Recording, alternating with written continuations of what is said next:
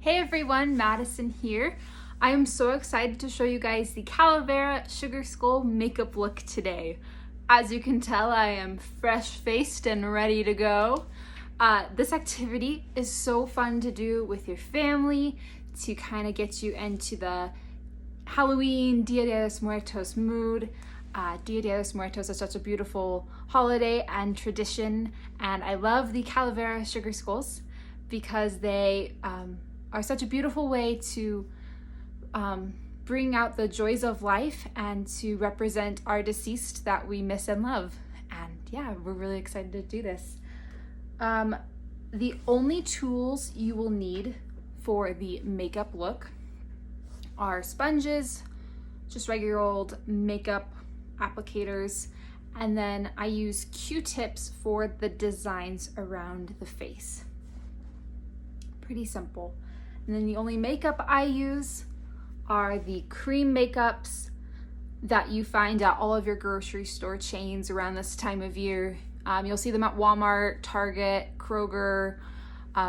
They come in the individual bottles as well as in the packs. The individual bottles and tubes run about $2 to $4 a piece, and you will definitely need at least a white and a black.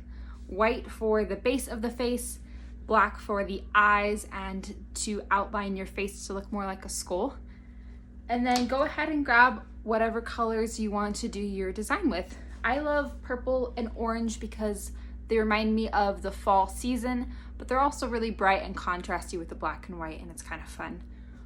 The purple is also great if you are doing the Mama Imelda from Coco. I was her for Halloween about 3 years ago, and it's such a really fun costume and look. But yeah, go ahead and get started with your white first. Just apply it to the sponge and then apply it to your face. I'm going to go ahead and pull my hair back so I'm not getting it all over myself.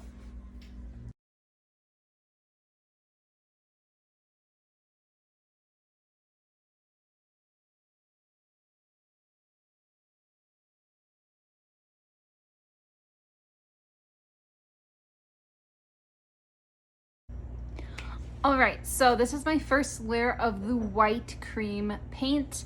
This paint is not anything special. If you are going for a really finished look, I wouldn't recommend the cream, but this is just a fun little activity to do with your family, and it's cheap face paint. So yeah, it's not going to get super white, but this is just the first layer. You will see some of your skin color still peeking through. But you're gonna want to let this layer dry a little bit before we go ahead and do the second layer.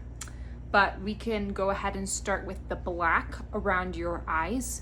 You're going to start at your eyebrow and you're going to paint over it and down all around your eye to about your cheekbone, the top of your cheekbone. You make a full circle. Careful with your eye, you don't want to get it in your eye, but you do want to cover your eyelid. Same process, just grab another applicator sponge and get to work.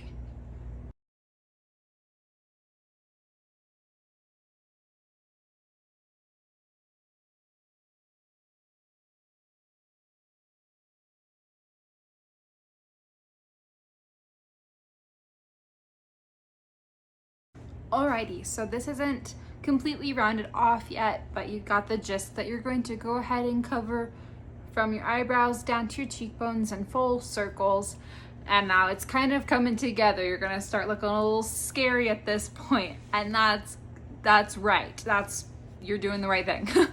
Now that this is a little bit dry down here, you can go ahead and do the black markings to get the skull shape of your face going. So you're going to leave your chin white and your middle of your cheek white, but you're gonna block off this section from your jaw to about the middle of your cheek, all black. So that's going to give you the shape of the skull.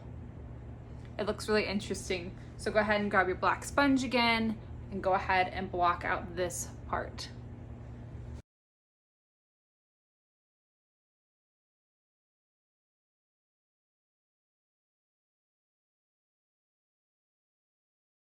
All right, now we've got this blackened section, so now you're really starting to see the chin of the skull, and it's kind of coming together now. The last step you're going to need with your black is a little heart around your nose, because a skull doesn't have the protruding nose that we do as living humans.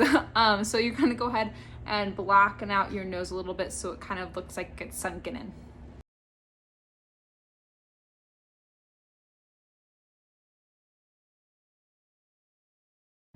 All right, at this step, you can go ahead and start kind of cleaning up those rough edges. You can add the second coat of your white paint.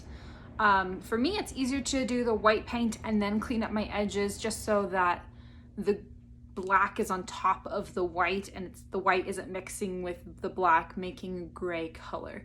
So this is the step I go ahead and even out the white. Again, it's not going to look totally opaque white because it's cheap cream makeup. It is going to show a little bit of the skin, but that's okay as long as you get the gist of the white.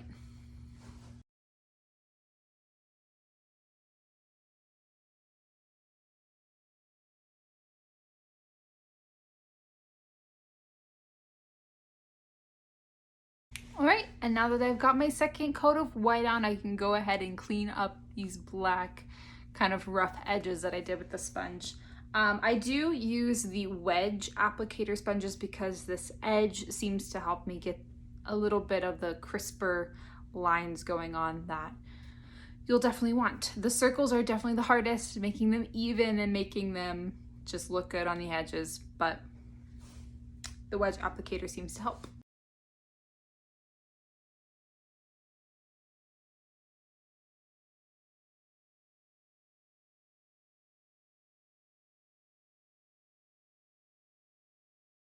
Alrighty, now that I have kind of cleaned up these edges a little bit, you kind of just give it a second to dry. Should dry pretty quickly.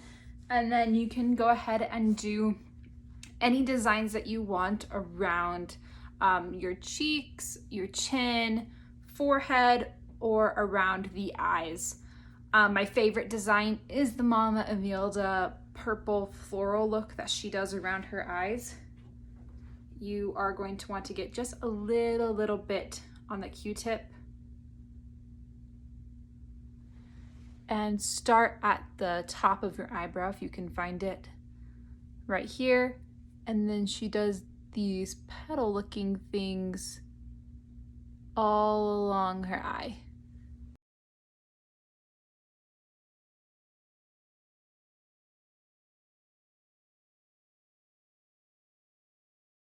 Kind of lost my shape there. Okay, but you kind of get the gist. And then Mama Milda also has a design on her forehead, and then these little gold leaf designs on her cheeks that are really beautiful. But yeah, that's all I have for you guys. I hope you have really enjoyed this video, and I hope you're really going to enjoy this activity with your family, because I think Dia de los Muertos is such a beautiful tradition, such a beautiful representation of what life and death really mean, and I just hope you guys enjoy that. So yeah, submit any questions that you guys have to us and I'll gladly answer them. Thanks. Bye.